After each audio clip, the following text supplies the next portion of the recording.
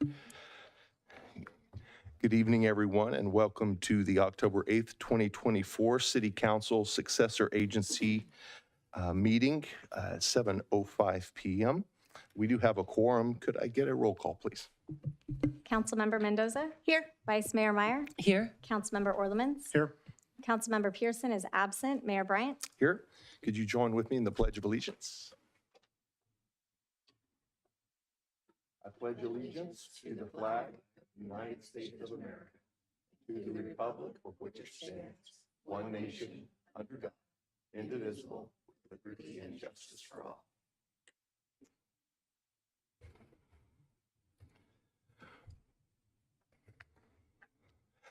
The public comment period timeframe tonight will be 5 minutes, and I will open public comments. At this time, the public present in the chambers are permitted to address the City Council on items that are not on the agenda, items that are listed under presentations, informational reports, or on the consent calendar, and requests for future agenda items, new requests. Comments for the meeting's detailed agenda items or business items should be made when that item is called. Please limit your remarks to 5 minutes. The microphone will be muted when the timer expires.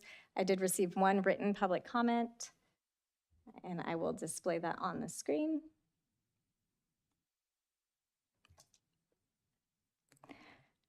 And I have 4 in-person cards. The first one is Megan.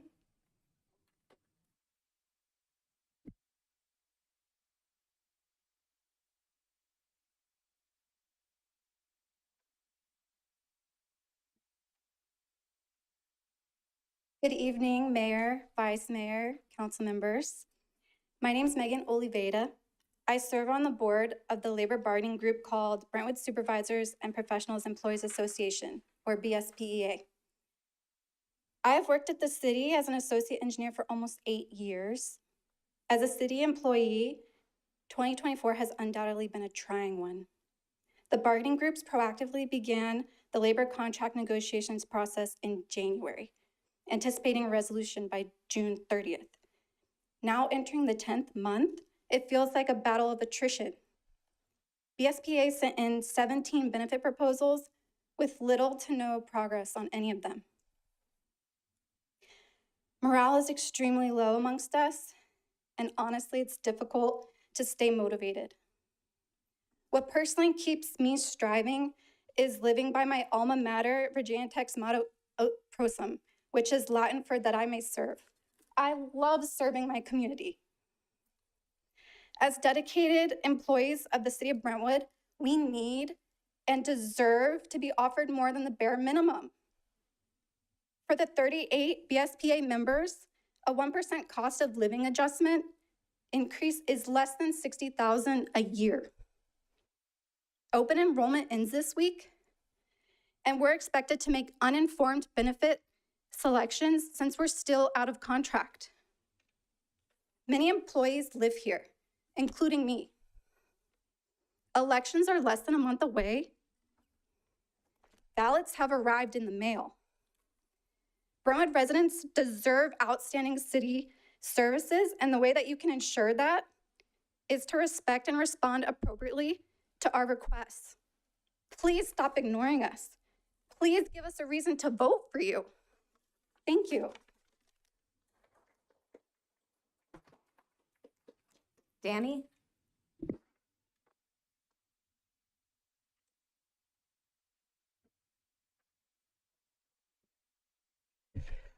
Good evening. I left my phone at home, so I'm freestyling tonight. First and foremost, it was my understanding that if a council member isn't here, that open comment calling in through Zoom is in effect. Now, I'm not quite sure about that. If it is, it wasn't mentioned. And if we had open comments in Zoom, I wouldn't be having this conversation. And to be honest, I wouldn't be here, which for good or for ill, if I had the opportunity to talk in Zoom, I would. I want to thank the officer I saw coming in because Carolina's here tonight and, you know, she can be a rabble rouser. So thank you for that, officer. Okay. I brought this up to the vice mayor. It has to do with Waymo. And we need to put in an ordinance or a statute that will not allow self-driving vehicles, autonomous vehicles, call it whatever, within our district, our area. It's happening now on the peninsula. They're sneaking it in all over the place. And we don't need to be the beta tester. We don't need to have somebody get hit. And the thing is, even if it's 0.01% of accidents, in our city of 68,000, that's 6 people that really don't need to be hit by a car.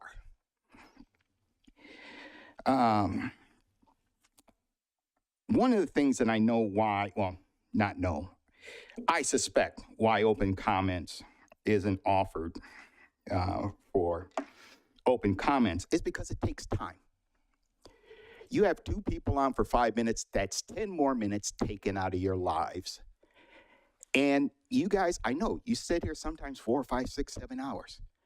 So to have to tough it out because you have 4 or 5 people who wish to be heard, but can only be heard through Zoom, well, that's cutting 20 minutes into your life. It makes sense. You're playing the odds. Some of you are playing the odds. Because instead of having 4 people talk for 20 minutes, you get a knucklehead like me and you only have 5. Now, this leads into why I hope Jovita, Susanna, and Anita win their respective areas. Because of time. Councilman, I really don't know. Ms. Pearson, I don't even really know, but I suspect when they ran, they didn't realize how much time was going to be taken from their lives. If you attended meetings, you'd probably have a sense. And I'm not disrespecting, I'm just acknowledging that it takes time. I honestly, if I did the job, if I was over there with you guys, I'd have no-dos and coffee at the ready. So I know it takes time. Your opponents, one has only been in planning for less than a year. And I won't say if he's doing a good job, bad job, I'll leave that up to you guys. But the time he spends in there is nowhere close to the time that you guys spend. Jovita has been here 4 years. She's been through the time it takes and the effort, and that's not even including all the outside stuff that you do.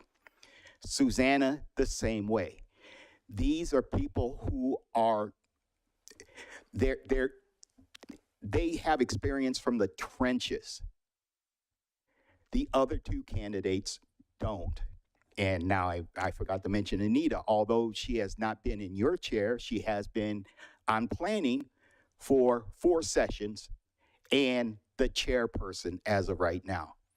So what she may not have in actual time that you spent, she definitely has spent her time in the trenches. So for those who wish to vote for the 2 candidates, and honestly, I forgot what the other lady's name is, so, but look at their track record. How many times have they been in here? How much time did they spend, and how much time do you think they're going to spend now? Thank you. Antonio? Yes. Good evening. My name is Antonio Fagundes. I live in Brentwood for 11 years, and I live in here. The reason we are here tonight, is because of our granddaughter. She lives with us in Lexington Park behind the Pioneer School. We walk her to school every day, kindergarten through 5th grade. We had so many close calls with cars ignoring the stop sign of the Empire and Denver Lane. Our granddaughter is not any longer at Pioneer, but I walk by this intersection every morning, and the near mixes are still happening. We know this has been discussed before. We don't see a solution of this intersection, which is the only one without a traffic light. We are here to ask for a solar flashing lights to be put on the top of the sign to call attention to it. We hope this solution will help, and thank you for your time. Thank you. Thank you. Before we go to the next speaker, Chief, I know that we have some things in process to deal with the concerns Antonio just brought up. Could you maybe give us an update on some of the things that we're working on at the Empire and Amber Lane, those crossings there? At this point, as far as anything roadway goes, as lights, any additional lights, none that I'm aware of. Alan would have to answer that part. But from our perspective, the enforcement side, we've done some extra enforcement out there. I don't have the numbers on how many citations we've issued, but we had some high visibility patrols out there. We can't be there all the time, as you know. We're being pulled in a lot of different traffic directions lately for hot spots in town. We could probably use more traffic cops, but I don't have enough cops to cover beats right now. So it's hard to increase the number of officers designated to traffic. So. Thank you. Alan, could you give some insight? Yes, I can certainly look into replacing the existing stop signs. It is a four-way stop currently. Look at replacing those with flashing stop signs. It is something that we have done around schools, so we'll take a look at that. Otherwise, the initial plan, I believe, or speculation was that when the fire station were to go at this property here, that a traffic signal would be able to come in. Obviously, the fire station, from my understanding, is not quite moving forward as quickly as we would like. But in the meantime, I'll definitely take a look at the flashing stop signs. Thank you very much. I'll turn it back to you. Carolina? Hi, good afternoon, good evening. I just wanted to let you all know this was my neighbor, Antonio Fagundes. He's from Portugal. He was very nervous to come today, but we encouraged him because we told him, if you don't say anything, then nothing happens. So for that intersection, I talked to the engineer of the city about 7 years ago about this situation because I also walked my kids to school, and his daughter and my son are the same age. So he's now in high school. So that's how long this has been going on. He did the traffic study and he said, oh, there's not enough traffic at that intersection. But the thing is, there's a traffic light at Grant and Empire, and then Grant and Shady Willow, and Grant and Amber. So the only intersection without a traffic light is Empire and Amber, and that's where all the close calls happen. So I'm very glad to hear that now we're finally, after 7 years of asking for this, that finally we're going to get a solution. This makes my heart happy because we keep having families move in to to Lexington Park. We're so close to Pioneer, so of course our houses sell really fast. And it's young kids, it's TK.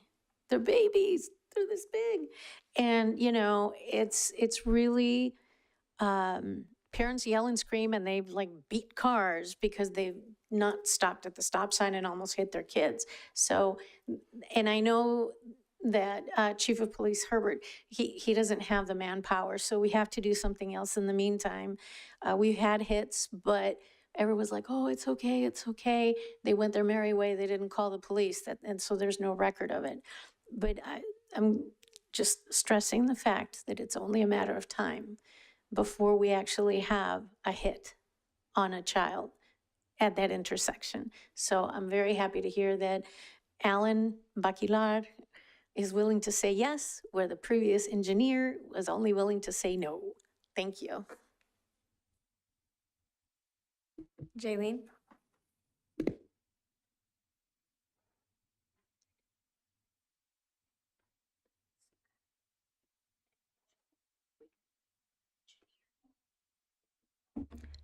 Good evening, Mayor, Council. I'm here tonight as a resident. I want to make that perfectly clear. And as a resident, I just want to talk about high road leaders for a minute. I'm not sure if any of you know or have heard of Pastor John C. Maxwell, but you should look him up. He's an amazing man with a lot of wonderful leadership books out.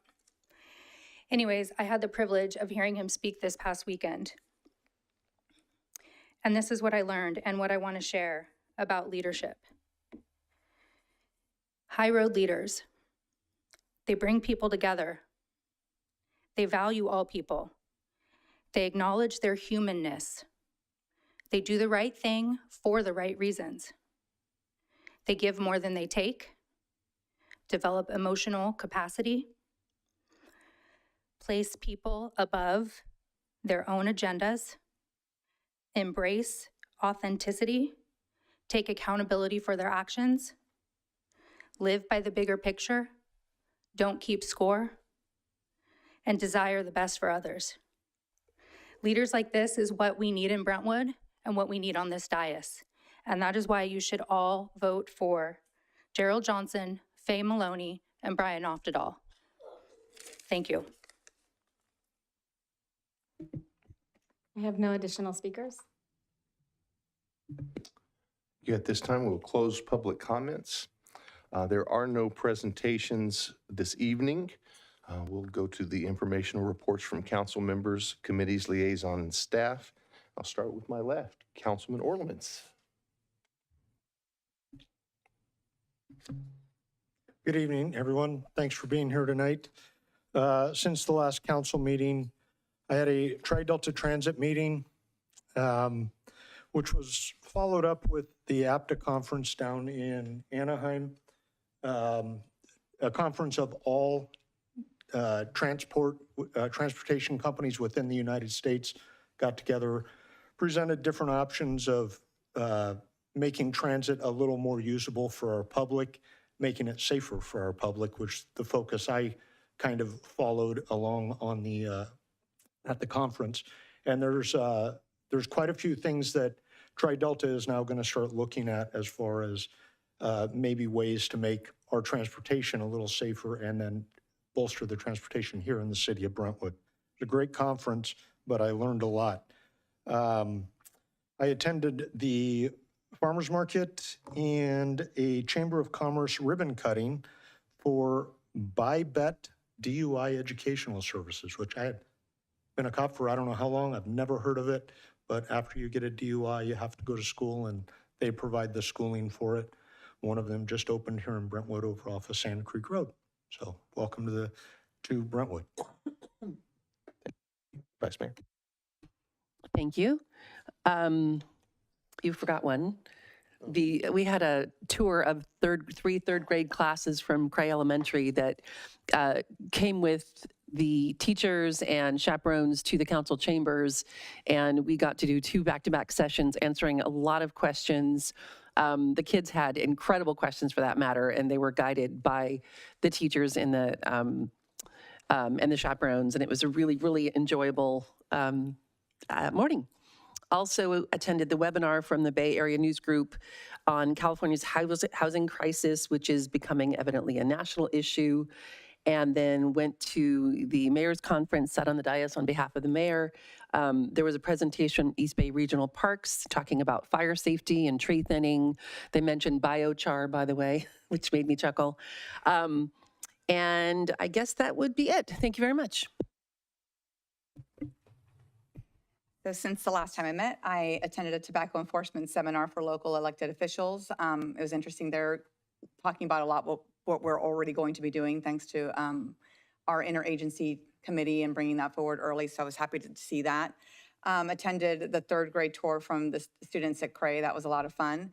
Attended the LMC fundraiser at Trilogy for Teach, which is money going towards our community colleges. Attended, watched a meeting for public meetings from Brown Act basics to new legislation. I think it'd be great for people to watch to understand the Brown Act and what applies and what it doesn't apply to both us as council and to the public when it comes to meetings and our roles. And then attended an event from MOB, which is the Moms of Brentwood, just trying to get them more engaged and understand what their challenges are as moms here in Brentwood and any kind of feedback that they had. Thank you. Since the last time we met, I attended the Tri-Delta meeting as well. And I have been out of state in some training and attending a couple of funerals, so I wasn't able to be here for anything else. I have two other boards and commissions that canceled their meetings, or I'd have more to say about that. So that's all I have to report at this time. This time we'll move into the consent calendar. And do I have a motion for the consent calendar? A motion to adopt consent calendar. I'll second. I have a first and a second. All in favor, aye. Aye. Opposed? Okay, moves. Moving into public hearings. This next item, item G1, is regarding an amendment to the joint exercise power agreement for East Contra Costa Regional Fee and Finance Authority and East Contra Costa Regional Fee Program. And Alan Bacalar, our city engineer, will present now. Thank you, Mayor, and good evening. So this is a public hearing for the consideration of a Fifth Amendment to the East Contra Costa Regional Finance Fee Authority, or ECRFA, Joint Exercise Powers Agreement, or JEPA, and approval of the East Contra Costa Regional Fee Program 2024 update report. The East Contra Costa Regional Finance Fee Authority, or ECRFA, is a regional planning agency charged with funding regional transportation projects through fees collected from developments within the region. The authority's jurisdictional boundaries are shown on this map and encompasses the eastern portion of the county, which includes the cities of Antioch, Brentwood, Oakley, Pittsburgh, as well as unincorporated county areas. Fees are collected by the member agencies from developers and remitted to ECRFA. ECRFA then issues funds to member agencies for use on regional roadway and transportation projects identified on the list, on a project list included within the 2024 report. The list of projects listed in the agreement change from time to time. In addition, the members periodically agree to reprioritize various projects to move them up or down the list.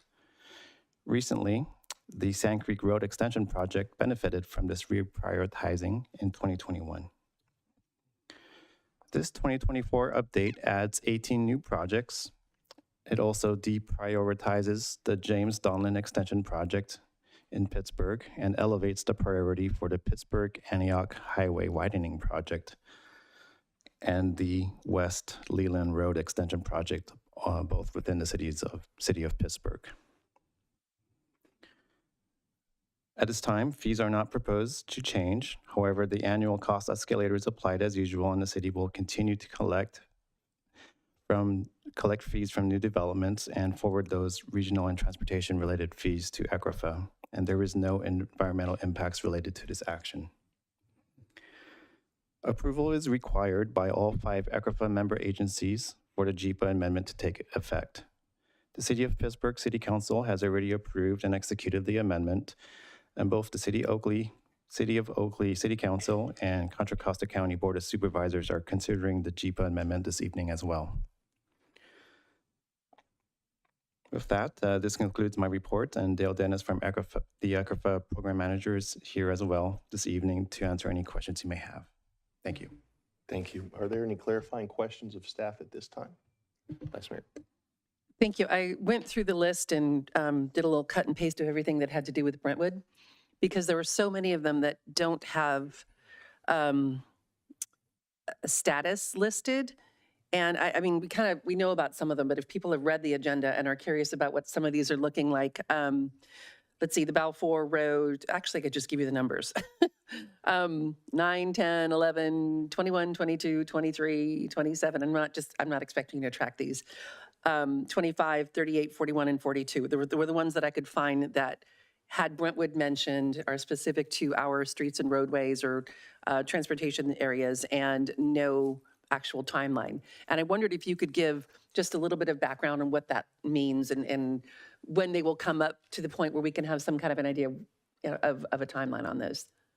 And where the funds are coming from, all the rest of it, like when those priorities are made. Thank you. The easy one to that question with regards to the funds, I mean, there are, with new developments within the ECRFA boundaries, We do collect fees. It's based on either per single family home unit, or I forgot if it was acreage or square footage of commercial development. So there's a fee that's collected as they come through prior to, I believe, building permit issuances. And when we're collecting those fees, they're then sent to ECRFA into a pot. As that pot grows, based on this priority list, that's when projects are then triggered to move forward and begin design and start construction eventually. Most recent example, again, would be Sand Creek Road Extension. It was reprioritized and moved up, and we were able to get partial funding for that project as it moves forward. With the various projects you mentioned, there are a number of existing projects. I might need a little bit more time on that. I know Dale Dennis is here, and he could maybe help me in addressing some of those as well. And I'm not asking for a very specific calendar on each one of them. It's kind of more of a general idea about how the timeline works, how the prioritization works. I know that cities are sometimes able to bump up their projects, as we were able to do with Sand Creek. And did we bump up McCollum Trail, or was that in the pipeline already? I believe that might have been a separate The bridge, agreement. I mean. Yeah, but that is a good point, where McCollum Trail was done through a similar joint exercise powers Yeah. agreement. I think historically we had John Muir Parkway as well as part of this as well, and that was completed back in, I think, 2017-ish, or probably after that, actually. But that's another project, I believe, that was funded through this as well. Okay. Of course, we have a lot more John Muir to be built, but the hope is as developments come in that they would build that part of it. And there was a number 23, which is the John Muir Parkway. That one did actually have not a timeline or status as much as an ECRFA commitment completed. What does that mean? Yeah, I believe the city completed a CIP project probably around 2020 or 2019, where that ECRFA commitment was used towards John Muir extending. Of course, we do have a remainder of segment between, I think it was Ventura Drive and Right, yeah. yeah, and Concord, I believe. That's So the that's part going we to hear be about sometimes, yeah. yeah. So well, yes, exactly. So when the time comes, I mean, when that project moves forward, we won't have any more ECRFA commitments towards that, because again, we spent it towards the prior phase. Got it. So then we'll be able to get a little bit of an overview from the ECRFA representative on how the timelines work and prioritizations? Yes. Okay, thank you. I just have one quick question. So there's ECRFA, but then there's Caltrans. When we went to the McCollum Trail opening, there was people from Caltrans that said they were going to be working on Highway 4, like with, for the sound and all of that. How do those things, do they work together? Do they not? Or how does that work?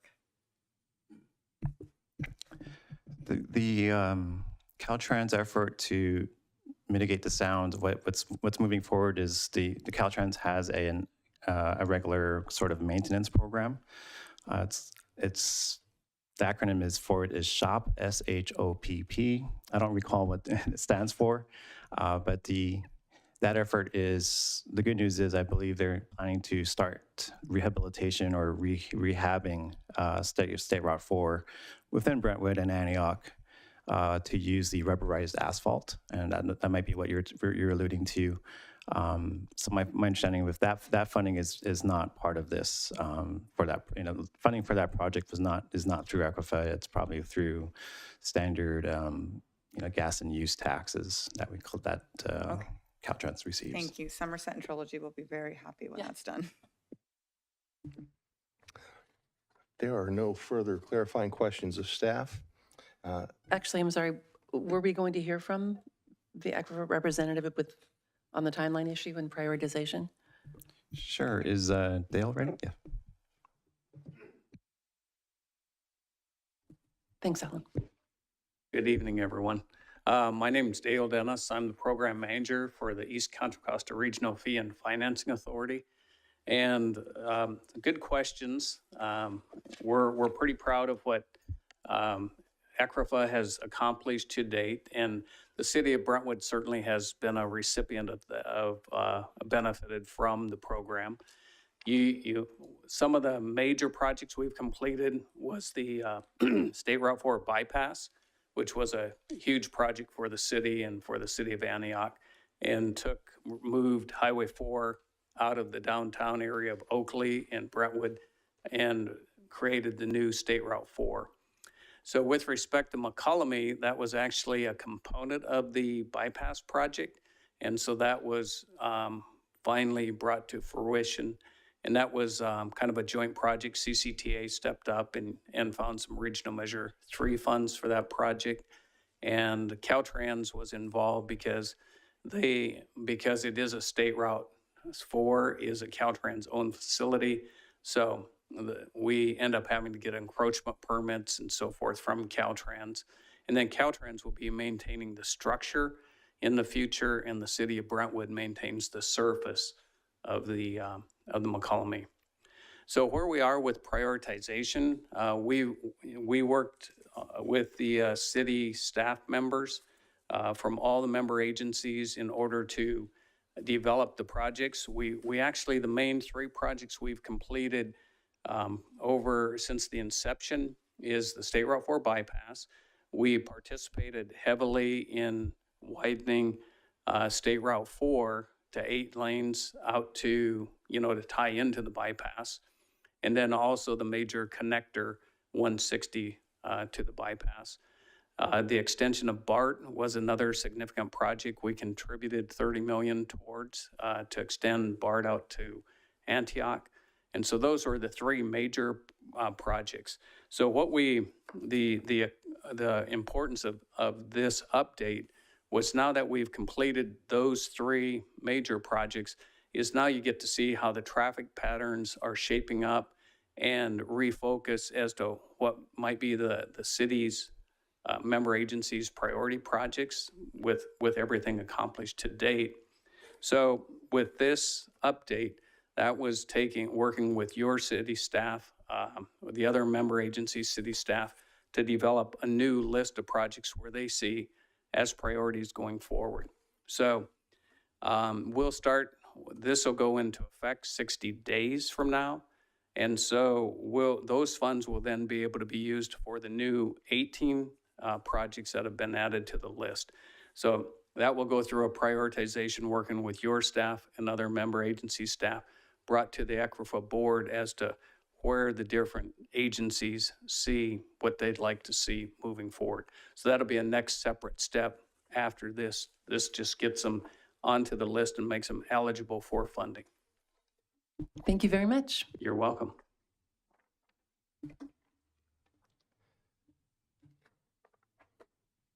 Thank you, Dale. And at this time, I will open the public hearing and turn it to our interim city clerk for public comment. At this time, the public is permitted to address the city council on this agenda item. If you're participating via Zoom, please raise your hand to speak. If you're in person, please file a speaker's card with the city clerk. Your microphone will be muted if you speak on items that do not pertain to this agenda item or after the timer has expired. We received 0 written public comments in advance of this item. I do have 1 speaker card. Danny?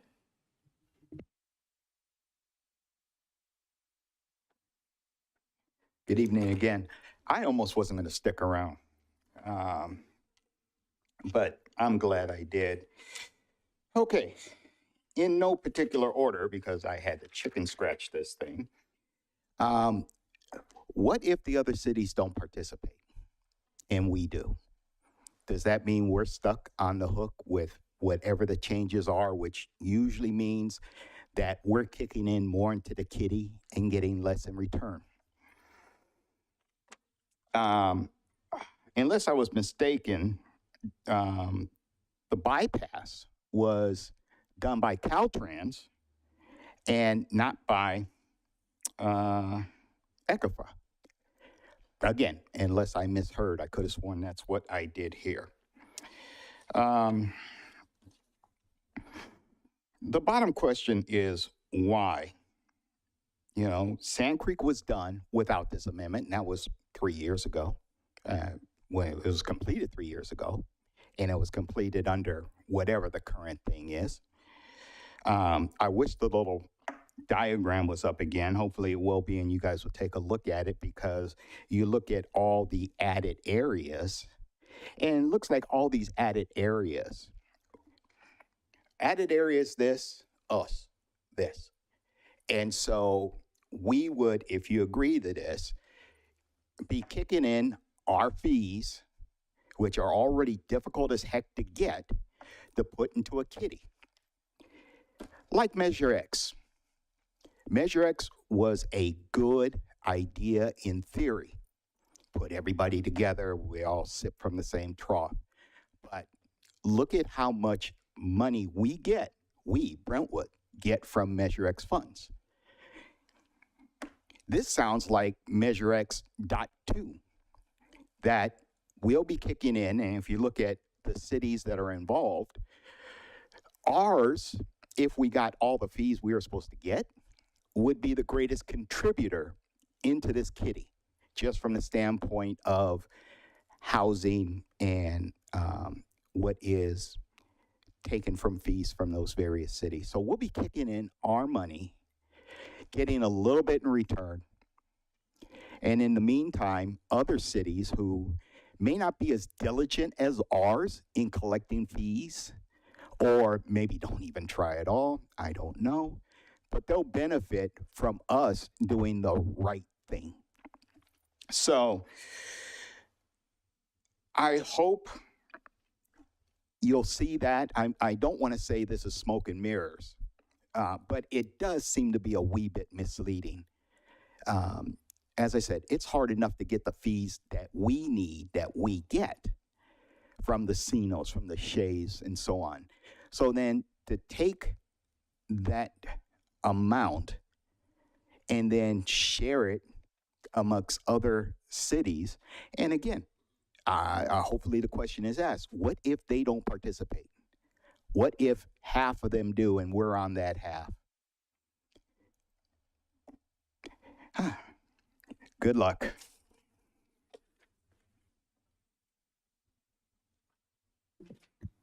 I have no other speaker cards or hands raised in Zoom.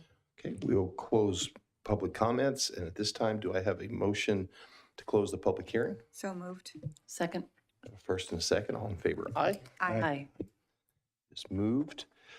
Council discussion, I do want to say that the clarification that has been asked for, Dale, if you wouldn't mind to helping, I will tell you that over the last several years, Brentwood has been the recipient of the lion's share of the funding that has been approved.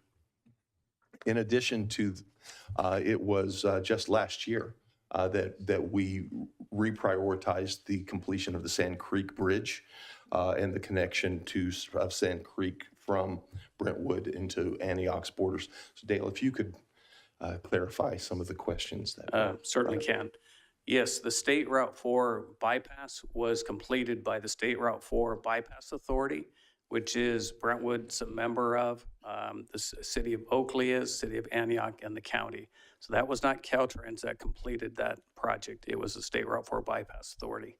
So that was one of the major achievements out here in East County, and about $230 million was spent on the bypass, and probably 180 million of that was from fees that were raised by the ECRFA. So, and again, Brentwood and Antioch brought up an issue that there was concern about the Sand Creek Road extension. We went through and we did an updated fee study about 2 or 3 years ago and brought that forward as a priority project for Brentwood.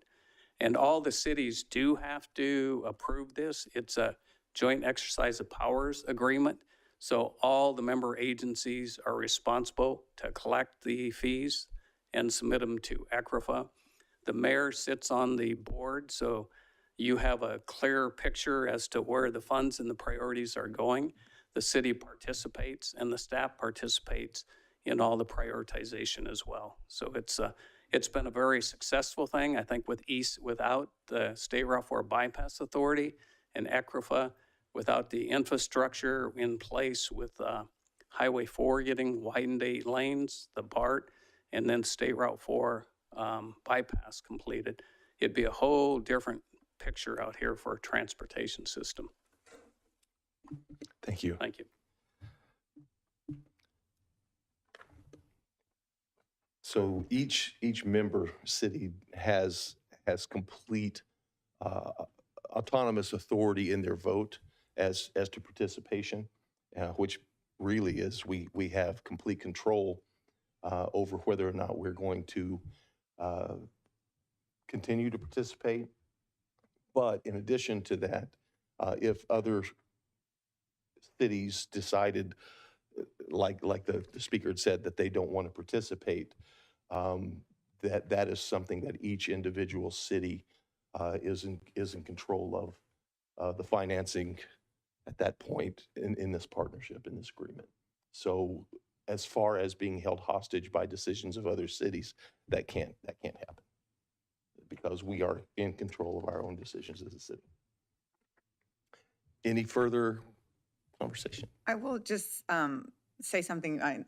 Mr. Dorman mentioned Measure X. I want to make it clear that we fought for Measure X, and it really did. It has improved our fire department immensely, because we didn't want a parcel tax, so we fought against a parcel tax 3 times as residents, and we finally got Measure X. So we do benefit from Measure X, and I think we were at like, what, 9 minutes response time, something crazy. 14 minutes response time, and I think now it's about 3.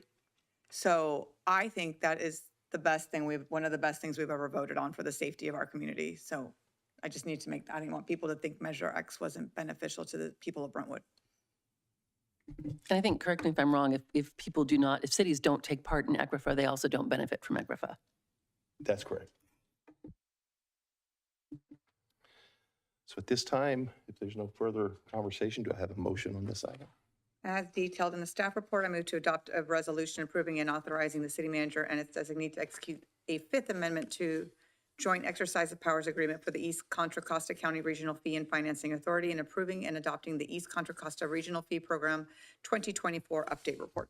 I'll second. Okay, we have a first and a second. All in favor, aye. Aye. Aye. Opposed? It is unanimous. Item moves. Moving into item G2. The next item is related to updates to the municipal code. Thank you so much, Dale, for being here. Increasing the notification radius for public hearing items from 300 feet to 1,000 feet. And Jennifer Hagan, our senior planner, will present. Jennifer.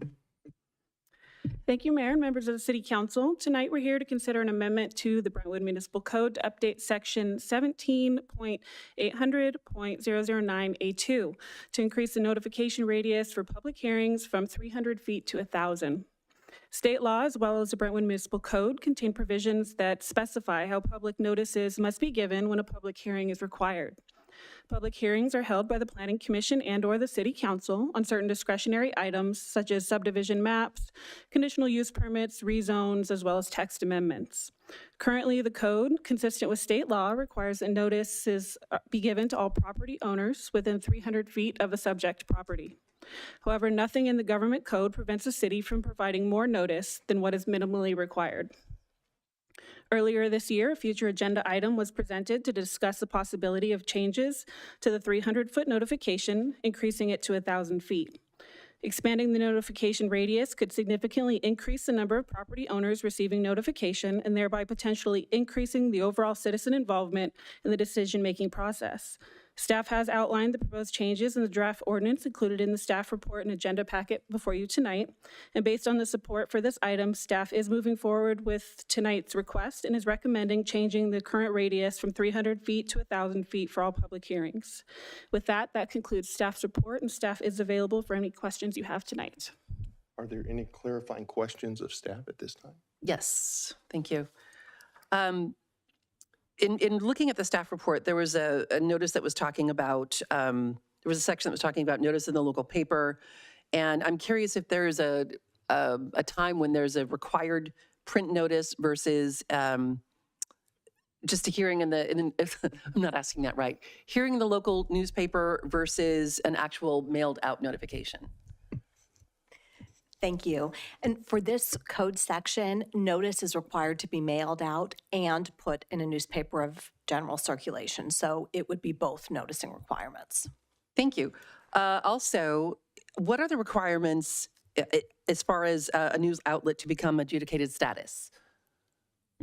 So there is specific language in the government code that defines a newspaper of general circulation, and that's in Government Code Section 6008.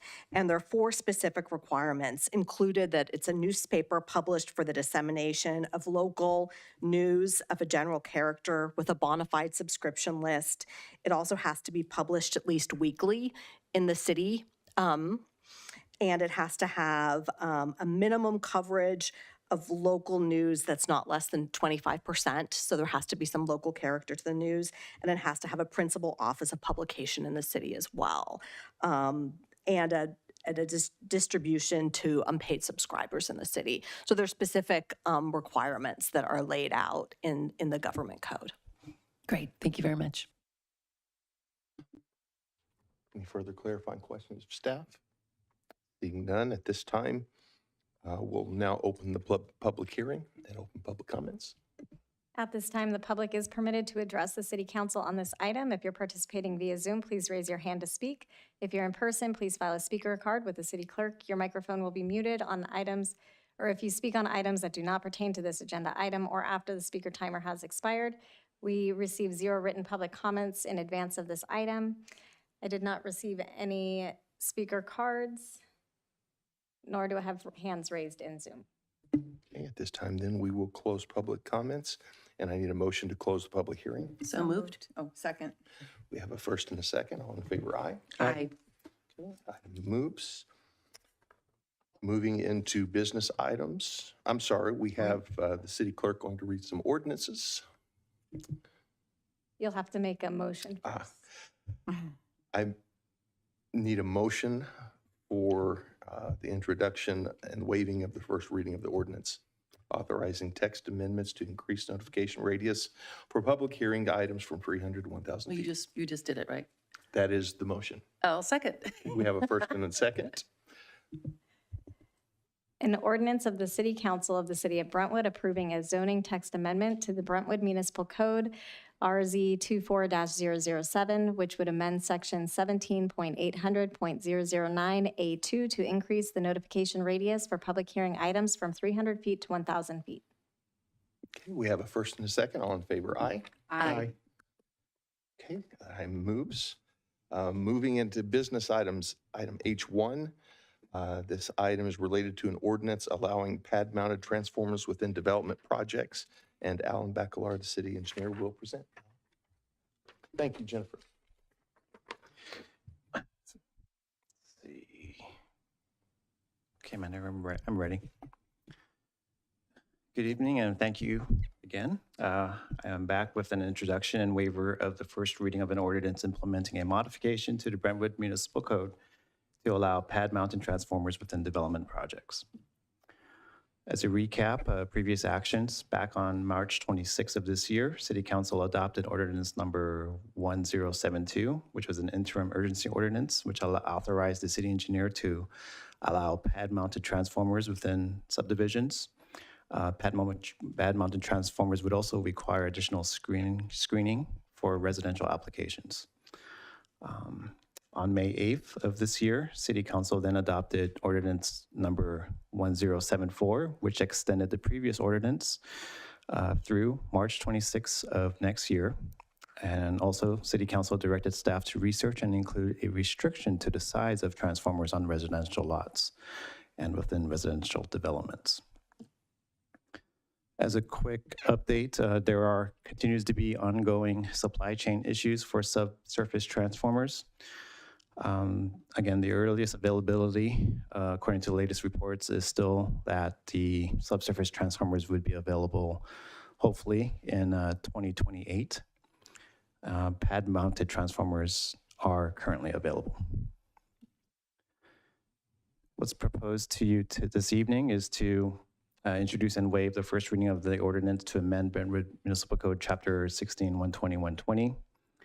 This ordinance modifies municipal code consistent with the interim urgency ordinance with the additions of the or the changes being the underlined portions below, which include a restriction for the pad-mounted transformers to not exceed 26 inches in height on residential lots. So staff did some research, and we found that this 26-inch height requirement is reasonable, and we were not able to find other cities that had similar requirements. So as far as I know, this is something rather new. The trades in electrical design and transformer design and basically joint trench design, I've heard from them, and they've understood the requirement, and it seems like this requirement for the height seems to be attainable. There are ample supply of pad-mounted transformers that would meet this height requirement. Also underlined is the city engineers authority to waive underground equipment requirements with sunset at the end of 2028. Again, that's based on the expectancy that the subsurface transformers would be, again, available. And just to reiterate, there's a lot of maze to this. So at each time when the development comes through between now and at this time, whenever this allowance is provided, I will make sure to ask and check in on the availability of subsurface transformers. My priority would be to push for that if available, and if not, then due to feasibility requirements, could look into allowing pad-mounted transformers. Environmental and fiscal impacts. This ordinance is not an action subject to CEQA. Adoption of this ordinance has no potential for resulting in physical change to the environment. Also, no anticipated direct fiscal impacts as a result of adoption. Recommendation and next steps would be that we move forward with this introduction and waiving of the first reading of the ordinance to modify Brentwood Municipal Code. Approve the proposed modifications to this ordinance to include the, I'm sorry, that was an old one, so you can disregard that second bullet. If approved, the second reading of this ordinance at the next city council meeting would be on October 22nd. And again, staff will continue to monitor the availability of subsurface transformers. And that concludes staff's presentation. Any clarifying questions of staff at this time? Okay, at this time then we will open public comments. At this time, public is permitted to address the city council on this agenda item. If you're participating via Zoom, please raise your hand. If you're in person, please file a speaker card with the city clerk. Your microphone will be muted if you speak on items that do not pertain to this agenda item or after the timer has expired. We received 0 written public comments in advance of this item. I do have 1 card in person. Danny?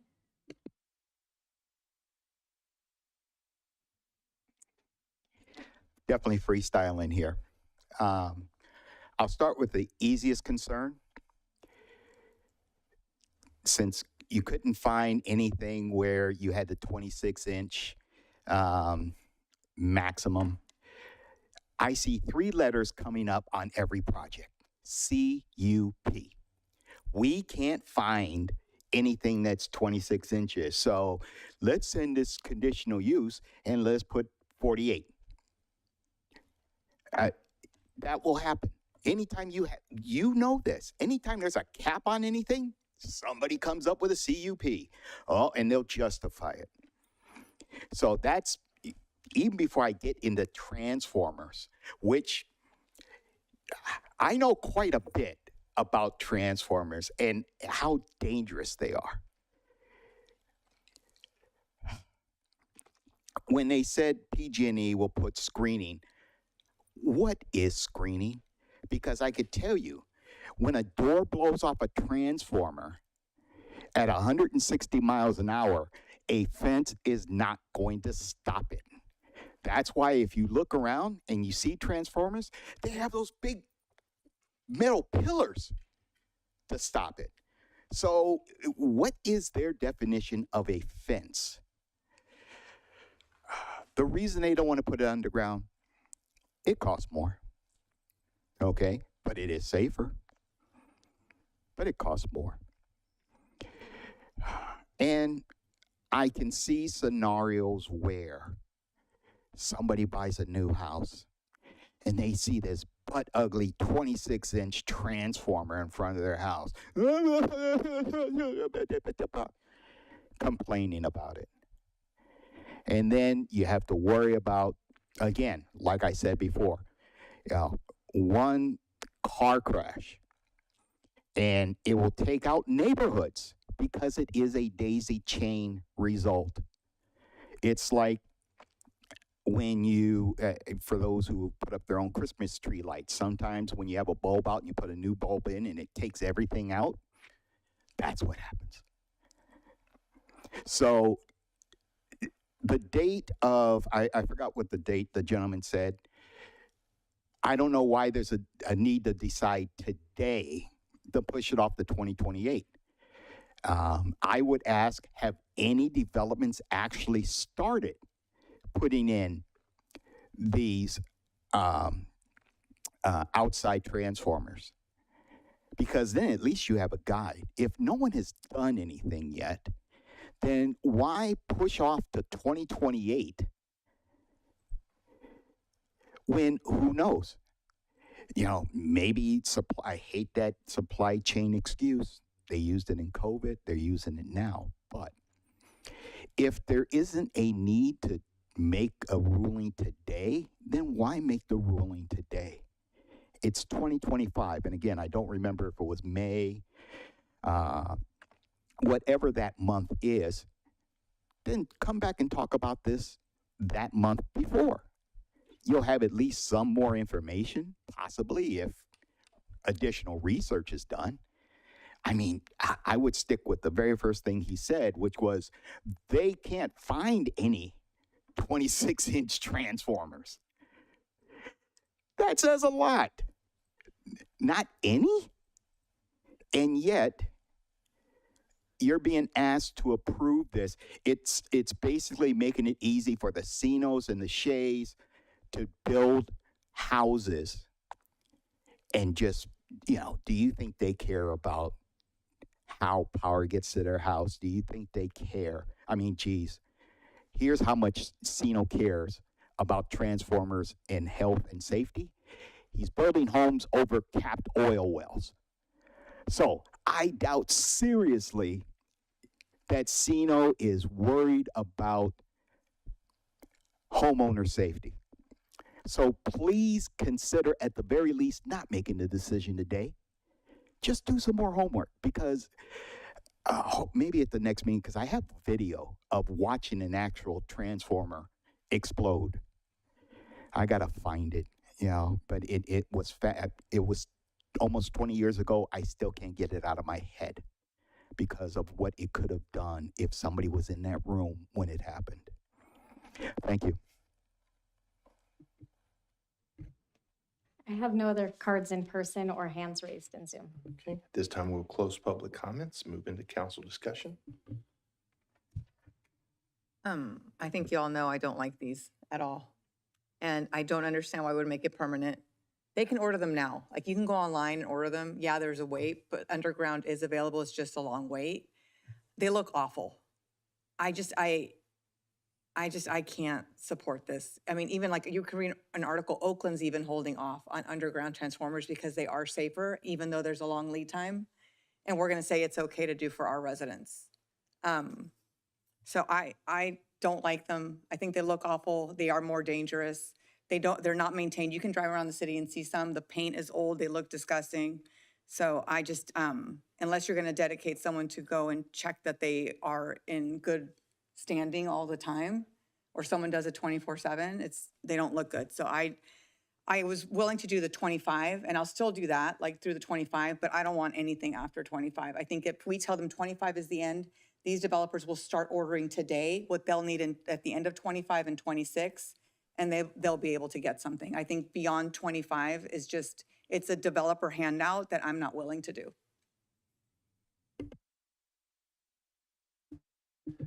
So I am curious about the lead time we're talking about, and I, to be honest, had forgotten, or maybe just wasn't paying attention. I'm not sure what it was, but I didn't realize we were doing 28 as the push out. Do we have any idea what lead time if someone were to order now? The 2028 timeline was based on PG&E feedback. I believe they released a technical guidance early this year, and their best speculation at that point was 2028 as the earliest availability for subsurface transformers. So we're saying that if you order now, it's not going to come for 4 years? That's correct. That's based on what I'm hearing from the industry and based on that guidance from PG&E. Again, the way the ordinance is written is that city engineer may, right? So it's under a condition that there is supply chain issues. If supply chain issues were to improve, of course, I would then require the subsurface transformers.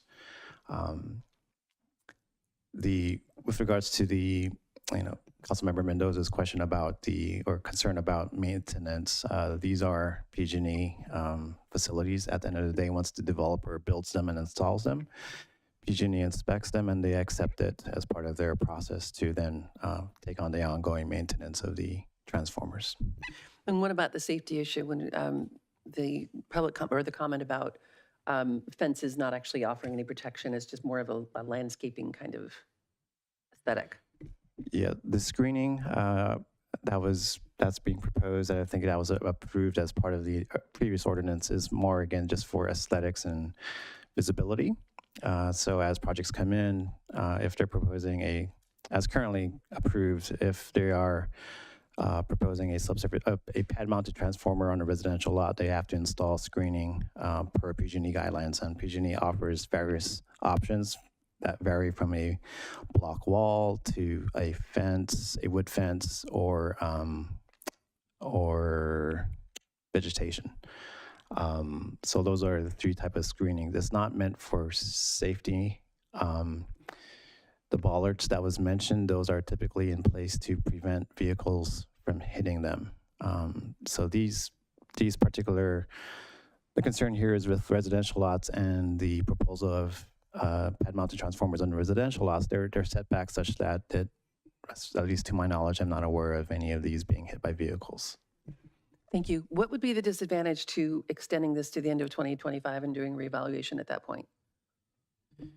The only disadvantage would be that we'd have to come back again in 2025.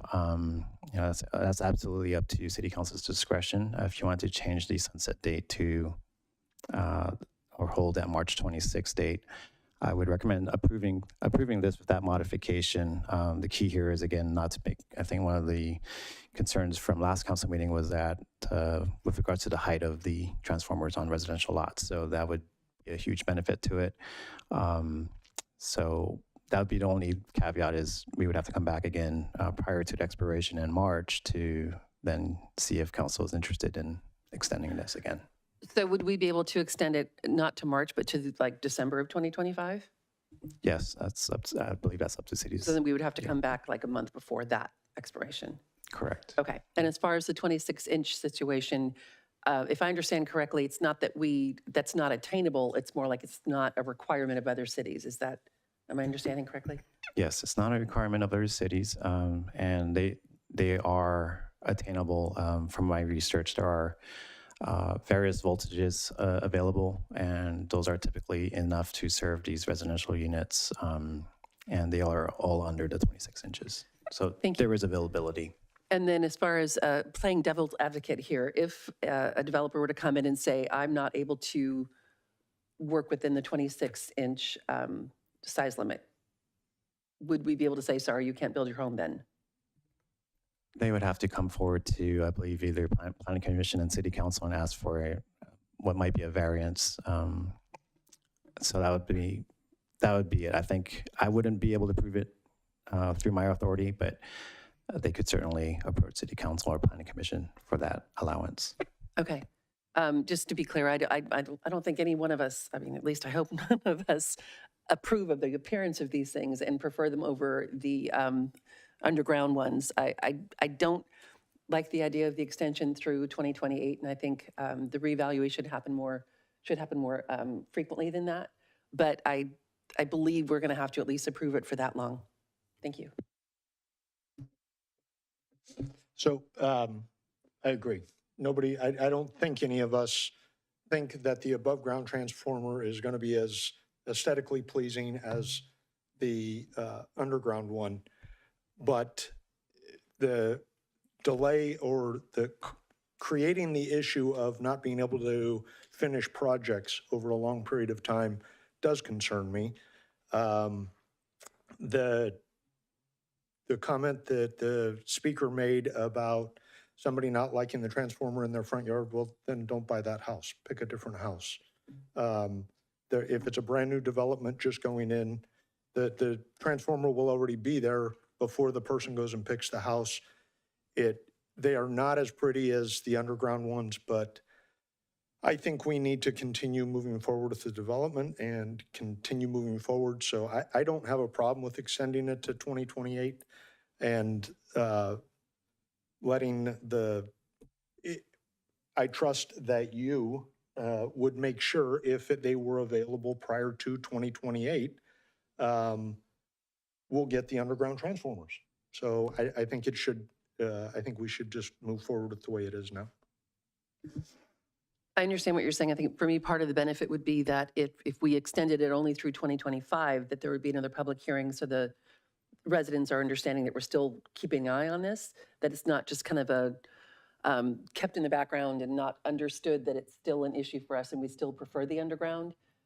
With that, I still prefer the idea of a 1-year extension and the reevaluation in 2025, just for the sake of having this be a more transparent process, knowing that just so the residents understand that this is not our preference either.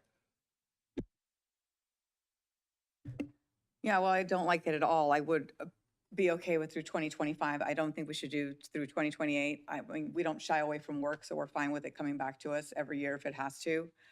Especially because you can see people are getting the underground transformers. It's just how well is the developer managing their project to order those parts way ahead of time.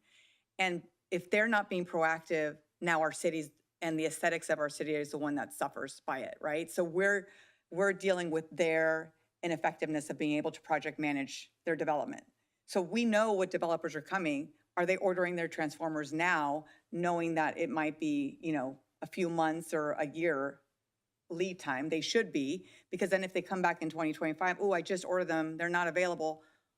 Well, you being lazy should not be our problem in our city. And that's what it sounds like we're kind of doing. Like, if they're not going to manage that project well, which they should be. I mean, it's project management 101. You make sure anything that is not going to be available, you order that first. But, so, I mean, I'm not crazy about 2025, but I do 2025, definitely not through 2028.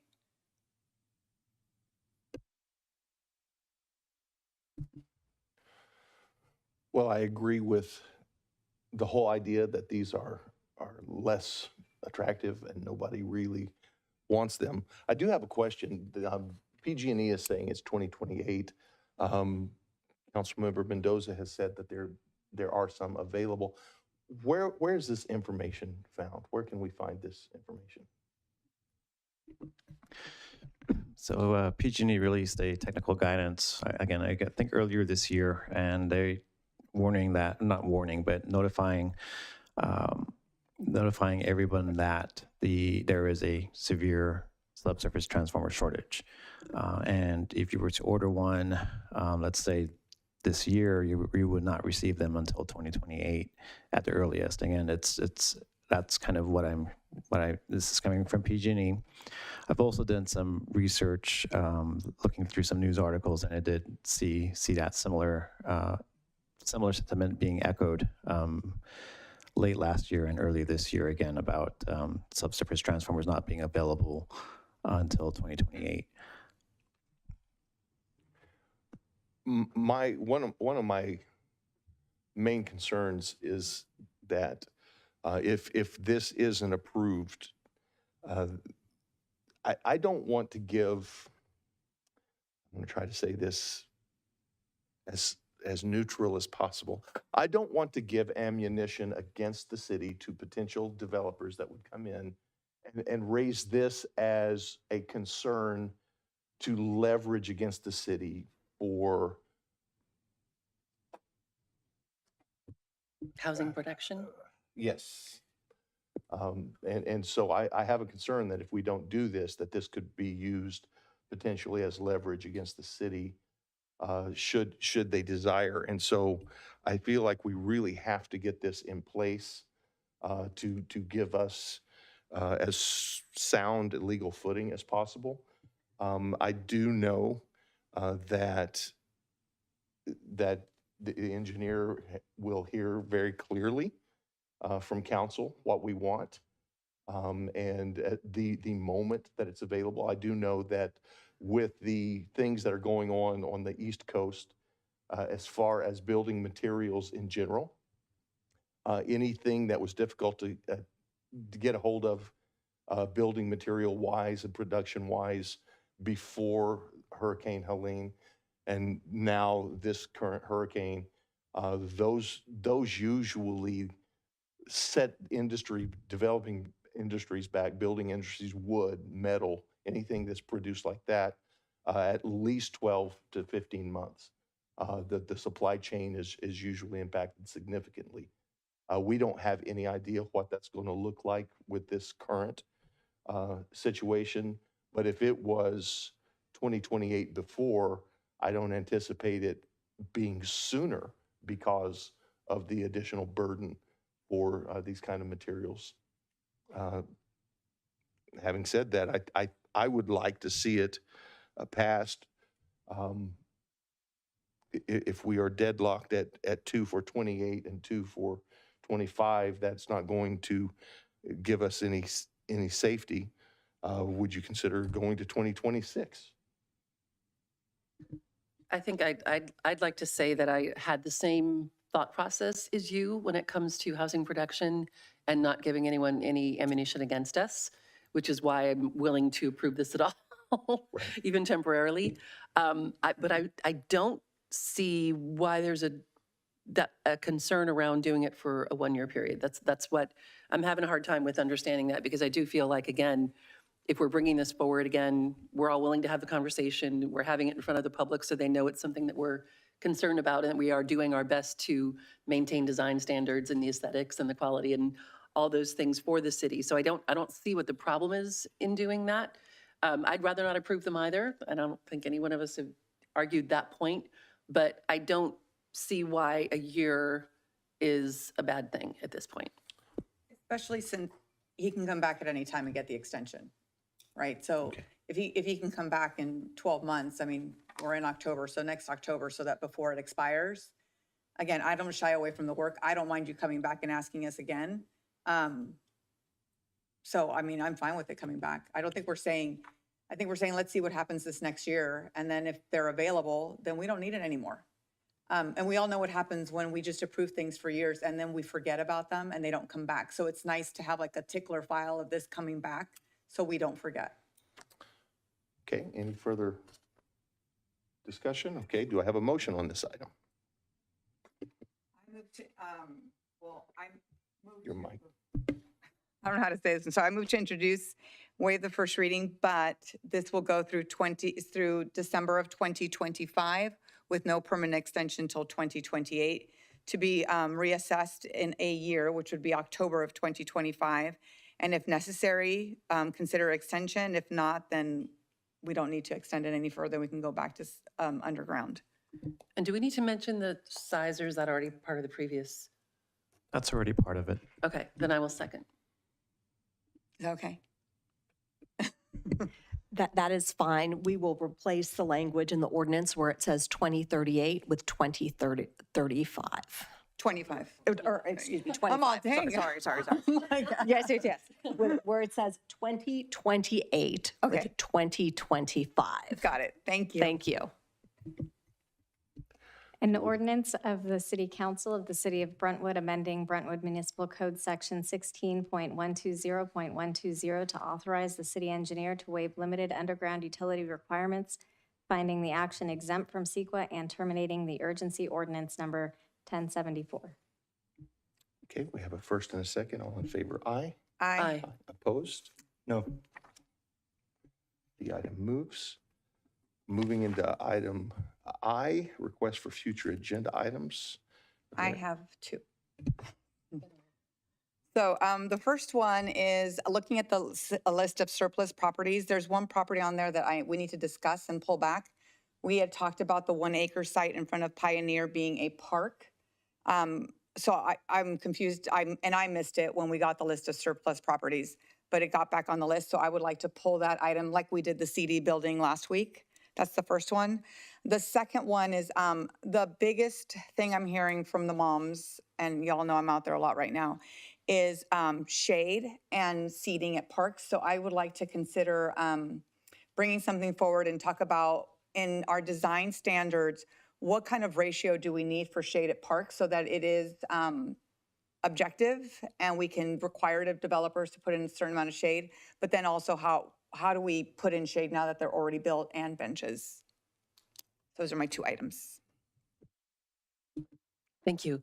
I had an informal meeting a few weeks ago with a couple of members of the John Marsh Trust and continued a conversation with a group of volunteers that are starting a club to raise funds for them.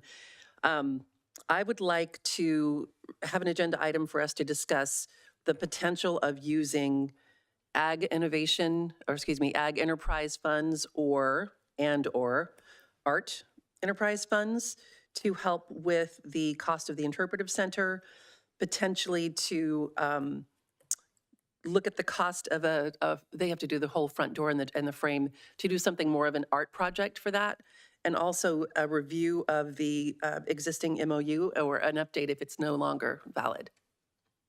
Is that enough? Thank you.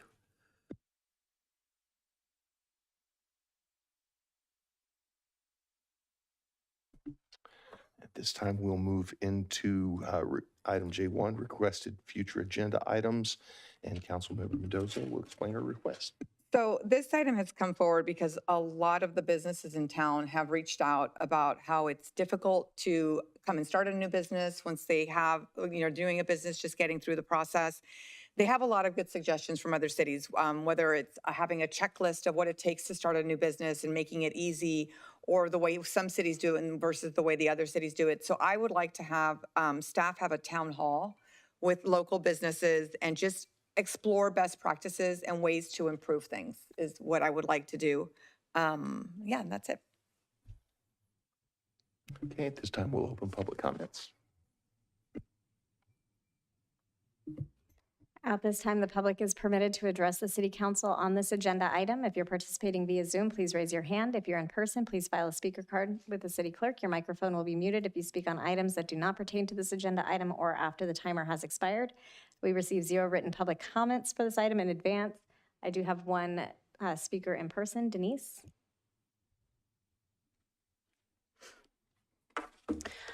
Good evening, and thank you for bringing this forward. This is a really important topic, and I'm speaking on behalf of the Brentwood Chamber of Commerce, we hear a lot of frustrations and confusion as to how it seems that our city infrastructures are not working together, that the right hand doesn't necessarily know what the left hand is doing. And the frustration that they feel that they've never had to work as hard as they have to work in order to meet the requirements of the Planning Commission or then City Council. And I think it's a fantastic idea to have a town hall. I also would be interested in understanding and knowing the involvement of the Planning Commission and having perhaps that Q&A that is incorporated in a town hall meeting like that so that it could be more collaborative, perhaps even having the presenter or the promoter of this, Councilmember Mendoza, perhaps, for you to come in and be a part of that conversation too, so that we can actually see how our different organizations and commissions are working collaboratively to meet the needs of businesses who are working and striving to serve our community. So thank you.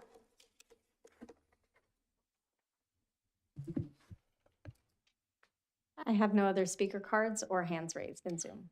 Okay, at this time, we'll close public comment. Council discussion. I do kind of have a couple questions. So the The licensing part of it's kind of cut and dry, right? I'm asking Carrie as city manager, there's not a whole lot of weird things that happen with licensing. They either have to get the license or not get it.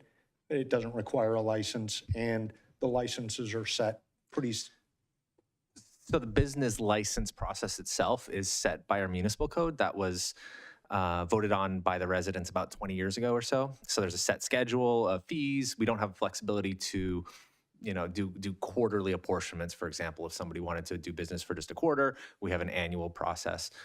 So that the way the business license process works is at least codified that way. So we don't have as much flexibility with that as we might with in other areas. But taking the permitting part of that to a checklist, putting together something. I just had a brand new business approach me wanting to put a gym in. And they actually went through the Planning Commission of CUP. And they were asking me a million questions. I helped them come over to City Hall, and we couldn't even get the answers that we wanted. So putting together something that everybody participates in to give to the businesses and say, show up with all of this information and you shouldn't have too much trouble is an amazing idea. Thanks. Like, I love our PDs. I feel our PDs give us protection, but I feel like also things change, right? So how do we take a PD and someone wants to do something different? Because I think last time, did she say it was 6 to 9 months? Alexis said 6 to 9 months to review a PD. When it's basically like you're rezoning something. So how do we make that faster, right? And how do we make things faster, quicker, more nimble for the businesses is kind of so a checklist or just how much red tape do we have? Can we get rid of any of our red tape? That kind of thing. And they've all come up, a lot of people have come up with suggestions that other cities do. Like, we don't have to do this at this other city. What's the benefit of doing it? I'm like, I don't know, right? Like, they do it for a reason. But, maybe some things are outdated that we can update. I agree with what you're both saying. I think we've probably all heard from business owners that have said when they've tried to open businesses in other cities, it isn't quite as lengthy of a process or challenging or confusing. But I, having nothing to do other than with maybe the fact that things need to be updated or, the business climate has changed. Maybe we just need to look at ways to improve it. And hearing directly from the business community is a fantastic way to do that. So I fully support this idea. Thanks. Okay. Do I have a motion on this item? So I would like to make a motion to spend staff time and money to put together, and I almost think it's either a town hall, what's going on with your computer? Or a survey of the businesses that have opened in the last 12 months. Just work with staff to figure out how do we get this information so that we can start helping businesses open faster and move faster through the system. I'll second. We have a first and a second. All in favor, aye? Aye. The item moves. And now I just need a motion for adjournment. So moved. Second. First and a second. All in favor, aye? Aye. Thank you. We are